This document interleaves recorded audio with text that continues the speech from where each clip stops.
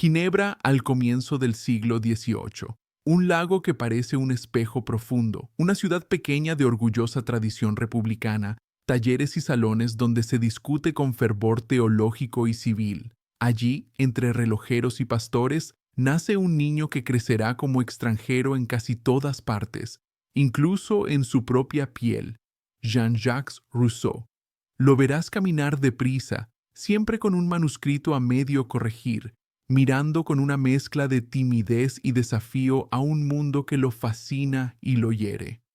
A diferencia de tantos ilustrados que confían sin reservas en la civilización, Rousseau sospecha, intuye que bajo el brillo del ingenio se ocultan máscaras, que tras el esplendor de las artes laten comparaciones odiosas, que mucha cortesía es una guerra civil en voz baja. Su filosofía nace de esa herida.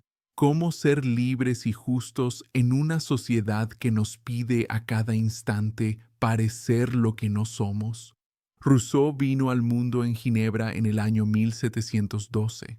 Su madre murió pocos días después del parto. Su padre, relojero apasionado por los libros, le transmitió el gusto por la lectura precoz, pero también una inestabilidad que lo marcaría. A los años de la adolescencia huyó de Ginebra. Vivió como aprendiz, amanuense, lacayo. Alternó la pobreza con la protección de benefactores, entre los que destaca Madame de Warens, figura crucial de su juventud. No siguió una carrera académica ni un oficio estable. Copiaba música para sobrevivir, caminaba largamente, escribió sin cesar, amó con torpeza. El mundo lo empujaba a la periferia. Él devolvía al mundo una pregunta implacable. ¿Qué hemos hecho de nosotros mismos? Cuando desembarca en París, la ciudad de las luces lo deslumbra y lo incomoda. Frecuenta a los enciclopedistas, aprende de ellos, contribuye a sus empresas, discute en cafés sobre ciencia y política, pero pronto su camino se aparta. La ruptura tiene un episodio simbólico. El concurso de la Academia de Dijon, que pregunta si el progreso de las ciencias y las artes ha contribuido a depurar o a corromper las costumbres. Rousseau responde con un no rotundo y lo argumenta con lo que será su música filosófica. Las ciencias y las artes, dice, han adornado nuestras cadenas, nos han hecho brillantes y dóciles, diestros en el halago, expertos en fingir, poderosos para complacer, pobres para sentir. La virtud se ha vestido de etiqueta y al hacerlo ha perdido su corazón. Ese primer discurso sobre las ciencias y las artes no es un capricho misántropo, sino un diagnóstico moral. Rousseau no denuncia el saber por el saber. Denuncia un uso social del saber que premia el artificio, la comparación y la vanidad. Las cortes refinadas, los salones ingeniosos, la moda exquisita, todo eso, visto desde su mirada, produce un efecto político. Nos acostumbra a vivir para los ojos de los demás. Y vivir para la mirada ajena es el comienzo de la servidumbre. Aquí asoma uno de sus conceptos más fecundos: el amor propio en su doble cara. Hay un amor de sí, natural y sano, que es instinto de conservación, y hay un amor propio comparativo, el amor propio orgulloso, o amour-propre, que nace de mirarnos en el espejo social, de pedir valor en el juicio de los otros. Cuando ese amor propio se inflama, busca superioridad, rivaliza, humilla o se humilla. Ese mecanismo es, para Rousseau, el motor oculto de muchas instituciones que reputamos civilizadas.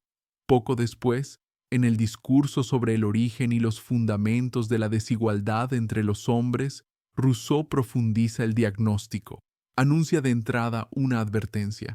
No pretende contar la historia literal de la humanidad, sino componer una genealogía hipotética, un método para pensar. Imagina un estado de naturaleza en el que los hombres vivían dispersos, robustos, casi sin lenguaje articulado, con pocas necesidades y con dos principios básicos: el amor de sí y la piedad. La piedad, la repugnancia natural a ver sufrir a otro ser sensible; limita la agresión y hace posible una convivencia mínima. En ese estado, sostiene, la desigualdad era poca y casi irrelevante. ¿Qué nos apartó de esa armonía ruda? Dos rasgos decisivos, la perfectibilidad y la sociabilidad. La perfectibilidad es la capacidad humana de cambiar, de aprender, de forjar herramientas, lenguaje y hábitos que transforman el entorno y nos transforman. Es a la vez nuestra grandeza y nuestra desgracia. Gracias a ella inventamos la casa organizada, la agricultura, el metal, la vivienda. Gracias a ella también aprendimos a compararnos y a envidiarnos. Cuando dejamos de dormir bajo árboles y levantamos la primera cabaña, cuando un gesto de ternura se volvió cohabitación estable, cuando nacieron las familias y la división del trabajo, aparecieron nuevas dependencias. El amor propio comparativo prendió como fuego en paja seca. En su relato filosófico, Rousseau indica un momento fatídico, aquel en que alguien cercó un terreno, clavó estacas y dijo, «Esto es mío», y encontró a otros suficientemente simples como para creerle. Allí nació la propiedad privada en sentido moderno, y con ella la desigualdad moral y política. No se trata de negar que la propiedad pueda tener funciones, se trata de no olvidar que su origen describe una violencia original que luego las leyes consolidan. A partir de entonces, quienes más tenían pudieron legislar para consagrar su ventaja, y quienes menos tenían fueron educados para aceptar su destino como natural. La sociedad civil, esa red de costumbres, pactos y leyes, nació viciada. Lo que vino después fue un encadenamiento, de la propiedad al lujo, del lujo a la blandura, de la blandura a la debilidad, de la debilidad al sometimiento. Cuando los ricos temieron a los pobres, inventaron el derecho para esclavizarlos con apariencia de justicia, pero Rousseau no es anarquista. No propone destruir la sociedad y volver a los bosques. Su estado de naturaleza no es un paraíso al que regresar, sino un criterio para medir cuánto hemos traicionado nuestra humanidad. Con ese criterio en la mano se atreve a la pregunta fundacional. ¿Es posible una forma de asociación que defienda y proteja a cada miembro y en la que cada cual, obedeciendo, no obedezca a nadie más que a sí mismo? De esa pregunta nace El contrato social, uno de los libros más discutidos y más fecundos de la filosofía política moderna. El contrato social no es, para Rousseau, un intercambio de obediencia por protección surgido del miedo, como en ciertas teorías del pacto. Es un acto constitutivo en el que cada individuo enajena todos sus derechos naturales a la comunidad y en el mismo gesto los recupera transformados en derechos civiles.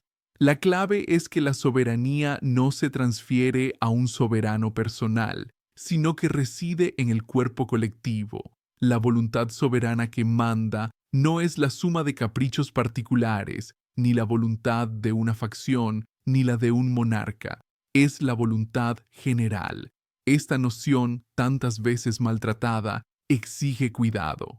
La voluntad general no es lo que todos quieren en cada momento, ni lo que la mayoría prefiere por deseo, ni un consenso sentimental. Es la orientación de un pueblo que se piensa a sí mismo como tal hacia el interés común. Puede, por supuesto, encontrar una expresión aproximada en el voto, pero su esencia no se agota en el procedimiento. Es un criterio normativo. Discrimina entre leyes que miran al bien de todos y decisiones que, disfrazadas de populares, favorecen a pocos. La voluntad general es, en ese sentido, un horizonte que corrige al pueblo cuando éste se deja seducir por demagogias. ¿Significa esto que hay guardianes que saben más que el pueblo sobre su propia voluntad? Rousseau rechaza ese paternalismo. Sostiene más bien que una comunidad bien educada y con instituciones sanas puede, deliberando, acercarse a su interés común. Para eso necesita dos cosas: ciudadanos y costumbres. Soberanía y ciudadanía se implican. La soberanía, dice, es inalienable e indivisible. No se vende ni se parte, no se representa. El pueblo puede nombrar magistrados para ejecutar las leyes, puede organizar un gobierno que administre, pero legislar, en sentido fuerte, es del pueblo. Esa distinción entre soberanía y gobierno, entre poder legislativo originario y poder ejecutivo derivado, es decisiva. Cuanto más se separan, más peligra la libertad. Por eso teme a los cuerpos intermedios que sin control tuercen la voluntad común. Por eso desconfía de partidos arrogantes y de clientelas. Nada es más peligroso, advierte, que una sociedad parcial que se hace dueña del todo. La libertad, en este diseño, no es hacer lo que a uno se le antoja. Es obedecer la ley que uno mismo se ha dado junto a los otros. En el estado de naturaleza, la libertad era independencia física. En el estado civil, la libertad verdadera es autonomía política. No se trata de suprimir al individuo, sino de transformarlo en ciudadano. La gran promesa del contrato social es esa transfiguración, de criatura que busca seguridad a sujeto que se gobierna. Por eso puede escribir, con una paradoja que escandaliza, que quien se niega a obedecer a la voluntad general puede ser obligado a ser libre. Esa frase no invita al despotismo reformador, explica un principio. Nadie tiene derecho a quebrar el pacto que lo sostiene. No habla de forjar almas por la fuerza, sino de recordar que las leyes brindan a todos. Rousseau detalla además el ecosistema institucional que necesita una república digna. Sugiere que los estados pequeños favorecen la virtud cívica por la cercanía y la transparencia de las relaciones. Aconseja distribuir el poder, evitar las permanencias largas en el cargo, introducir magistraturas frenadoras como el tribuno que defiende al pueblo contra el gobierno, recurrir con prudencia a una dictadura comisarial en emergencias extremas y por tiempo acotado, mantener la censura como juicio público sobre las costumbres, no como inquisición del pensamiento, y, sobre todo, cultivar una religión civil. La religión civil no es una teología oficial.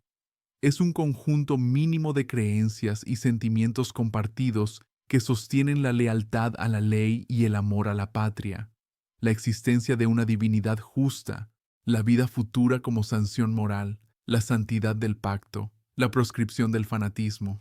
Rousseau no quiere un altar de Estado, quiere un pegamento moral contra la disolución egoísta y las sectas que pretenden reinar por encima del pacto. Sabe que ninguna república sobrevive solo con textos legales. Requiere mores, hábitos, fiestas, símbolos, una educación sentimental que vuelva amable lo justo. Esa educación se piensa en su obra pedagógica mayor, Emilio o de la educación. Allí traza el itinerario formativo de un niño ideal que crece lejos de la corrupción de la ciudad, acompañado por un preceptor que no inculca sentencias, sino que organiza experiencias para que el pupilo aprenda por sí mismo. A eso llama educación negativa, no llenar la cabeza de doctrinas, sino proteger la libertad natural, permitir que las capacidades despierten a su ritmo, poner obstáculos que inviten a resolver, convertir la curiosidad en brújula.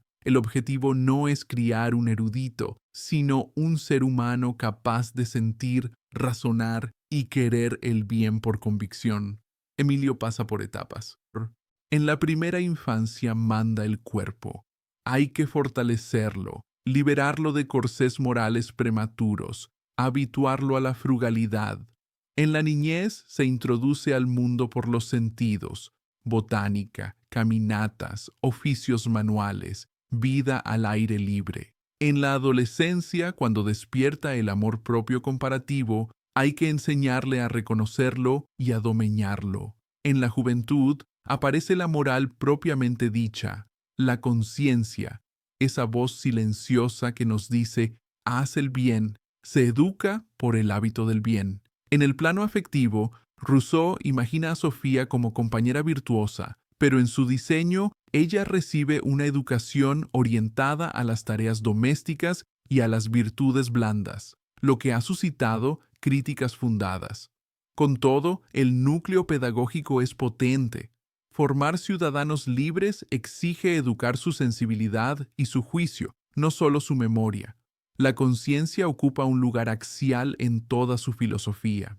No es cálculo de ventajas ni refrán aprendido, es impresión íntima de lo justo inscrita en el corazón humano. Se puede acallar, pero late. Por eso Rousseau, a diferencia de otros ilustrados más racionalistas, concede rango filosófico a los sentimientos, la piedad, la compasión, la simpatía. Sin esos afectos, la razón se vuelve fría y peligrosa. Sin razón, los afectos se tornan ciegos. Su proyecto busca una unión, razón que guía, sentimiento que impulsa. La piedad, en particular, es la guardiana de lo humano. Ya la había definido en su estado de naturaleza, ahora la eleva a norma civil. Una sociedad decente se reconoce por la frescura de su piedad, si reacciona ante el dolor con cuidado, si las instituciones se conmueven ante la fragilidad, si la justicia evita humillar.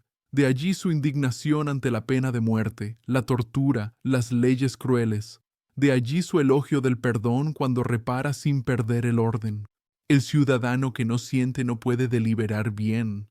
En paralelo con la filosofía política y pedagógica, Rousseau escribe dos obras de impacto literario y moral que expanden su influencia: La Nueva Eloísa y Las Confesiones. La primera es una novela epistolar que enciende la sensibilidad de toda una generación. Allí la naturaleza no es un decorado, sino un refugio moral. La montaña y el lago devuelven al alma una medida que la ciudad le roba. Los personajes se debaten entre el deseo y la virtud, entre el amor y el deber. No hay cinismo, hay dolor honesto. La novela inaugura una estética del sentimiento que nutrirá al romanticismo y, más allá de la estética, predica que la virtud no es sequedad, sino intensidad bien mirada. Las confesiones son, a su vez, una hazaña de sinceridad. Rousseau decide contar su vida entera, con miserias y glorias, sin maquillajes. No busca absolverse ni acusarse, quiere ser visto. Inventa un género moderno, la autobiografía como laboratorio moral. Quien lee esas páginas asiste al nacimiento de una categoría que será crucial en la modernidad: la autenticidad. Ser auténtico no es exhibirse, es reconciliarse con una imagen verdadera de uno mismo ante la propia conciencia y ante los otros. Con esto Rousseau no promueve el narcisismo, combina el examen de sí con un reclamo. La sociedad castiga al que no finge, premia al que disimula. No menos importante en su obra es su reflexión sobre la música y el teatro. Defiende una música que acompañe la voz, que preserve el acento y la melodía natural, que comunique con sencillez los afectos. En su carta sobre los espectáculos, dirigida a sus compatriotas ginebrinos, argumenta que el teatro, tal como funciona, aviva pasiones y crea costumbres de espectadores pasivos. Propone, en cambio, fiestas públicas que unan al pueblo en torno a la alegría común. Más que antipático al arte, es exigente con sus efectos morales. Todo arte enseña a vivir, aunque no lo quiera. Rousseau también escribe proyectos constitucionales, como el destinado a Córcega y las consideraciones sobre el gobierno de Polonia. Allí traduce su filosofía en propuestas: milicias ciudadanas en lugar de ejércitos profesionales, educación cívica que comience en la infancia, división de cuerpos y rotación de cargos, descentralización para ciudades pequeñas, federaciones para territorios amplios, ritos civiles que robustezcan la identidad sin aplastar la diferencia. Es lúcido en reconocer que cada pueblo tiene un carácter histórico y geográfico que debe respetarse. La política no es un molde universal, sino un arte de fundir lo general con lo particular. El precio de su franqueza fue alto. En diversas ciudades sus libros fueron condenados, sus páginas quemadas, su persona perseguida. Sufrió expulsiones, confiscaciones, campañas de difamación. Se defendió con cartas, panfletos y sobre todo con más filosofía. Es célebre su reflexión sobre la persecución. Quien escribe para gustar se vende. Quien escribe para decir la verdad, tarde o temprano paga. Esa tensión entre verdad y reputación atraviesa su vida y su obra. El hombre que proclamó la transparencia del corazón fue acusado de amante de la oscuridad. El teórico de la libertad fue tildado de precursor de despotismos. Su respuesta fue siempre argumental. Lean lo que digo entero, no líneas sueltas. Midan mis tesis por sus condiciones y fines, no por caricaturas. Los ecos de su pensamiento resuenan en la Revolución Francesa, en proyectos republicanos posteriores, en pedagogías modernas, en movimientos románticos, pero también despiertan controversias duraderas. Se le acusa, a veces, de abrir la puerta a la tiranía en nombre del bien común. La crítica descansa en una lectura literalista de la voluntad general. Si alguien se arroga su voz, puede justificar cualquier atropello. Rousseau, sin embargo, había prevenido ese abuso. La voluntad general no es la voz de un comité ni de un líder. Exige procedimientos, educación, vigilancia y, sobre todo, límites. Un gobierno que aplasta a los individuos en nombre del pueblo ha dejado de ser el órgano de la voluntad general para convertirse en instrumento de una voluntad particular fuerte. Precisamente por eso Rousseau exige tribunos, censura cívica, rotación, publicidad de los actos, prohibición de asociaciones parciales dominantes. Su república es un equilibrio delicado e inacabado, no una máquina perfecta. Por eso mismo, insiste en la virtud. Sin buenas costumbres, ningún diseño aguanta. Otra crítica apunta a su concepción de la libertad.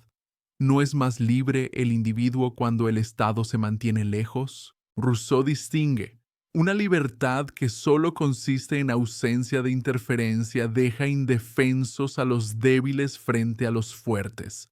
Prefiere pensar la libertad como autonomía compartida. La ley común protege y, al proteger, habilita. Aún así, reconoce el peligro de que el Estado invada la intimidad. De allí su énfasis en la esfera doméstica como territorio de ternuras y cuidado. De allí su recelo ante el teatro de la política, que se mete a regular deseos y conciencias. La tensión no se resuelve del todo, y esa irresolución es honesta. Vivir juntos es un arte frágil. También se discute su tratamiento de la mujer. Su Sofía, educada para el hogar, parece servir a un ideal varonil de ciudadanía. Muchos lectores, con razón, han cuestionado esa visión limitada. Aún así, la semilla de su pedagogía, respeto al ritmo del desarrollo, aprendizaje por experiencia, centralidad de la afectividad, formación de la conciencia, ha nutrido corrientes educativas que buscan la igualdad y la libertad de todos. La crítica feminista no cancela su propuesta, la enriquece y la corrige. Su legado no se agota en política y educación. En ética, deja una noción de bondad natural que no idealiza, pero que apuesta por la posibilidad del bien sin necesitar premios ultraterrenos. En estética, deja una sensibilidad que no confunde intensidad con grandilocuencia y que devuelve la naturaleza a su papel de maestra de mesura. En psicología, deja intuiciones sobre el yo dividido entre lo que es y lo que muestra, entre la voz íntima y la máscara social, intuiciones que anticipan análisis modernos sobre la alienación y la autenticidad. Hay, además, un Rousseau tardío que escribe Las ensoñaciones del paseante solitario. Son paseos mentales por parques y orillas donde el ruido de la ciudad se aleja. Allí el filósofo, herido por persecuciones reales e imaginadas, busca paz. No abandona la política, pero la distancia. Encuentra en la botánica un orden humilde que lo consuela. Nombrar plantas, observar hojas, sentir el sol en la piel, medir la sombra de un árbol. No es fuga, es cura.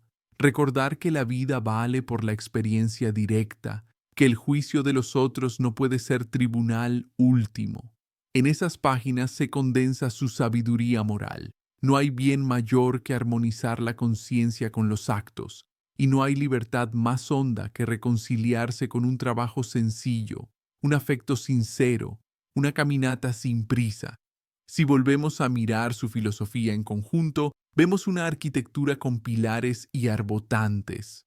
Los pilares, la bondad natural herida por la comparación, la perfectibilidad como ambivalencia, la piedad como raíz de justicia, la conciencia como brújula, la voluntad general como criterio del bien común, la soberanía popular como principio, la educación como fábrica de ciudadanos, los arbotantes, la religión civil, las instituciones moderadoras, la escala pequeña, las milicias cívicas, los ritos públicos, las fiestas, el cuidado de las costumbres y una cúpula que nos cierra, la autenticidad.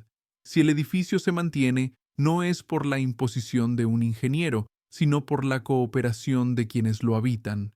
Rousseau no pide perfección, pide valentía para admitir que nos enferma, la comparación sin control, la vanidad consagrada, la riqueza que compra la ley, la cultura que humilla al sencillo.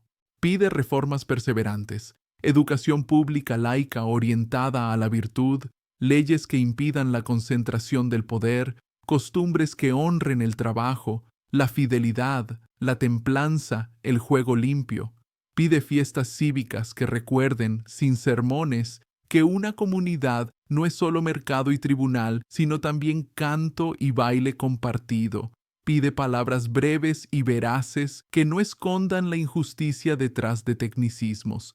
Pide que un pueblo se conozca a sí mismo para querer el bien común no como consigna, sino como hábito. Déjanos un like y síguenos, y arriba te dejo más videos para que sigas aprendiendo.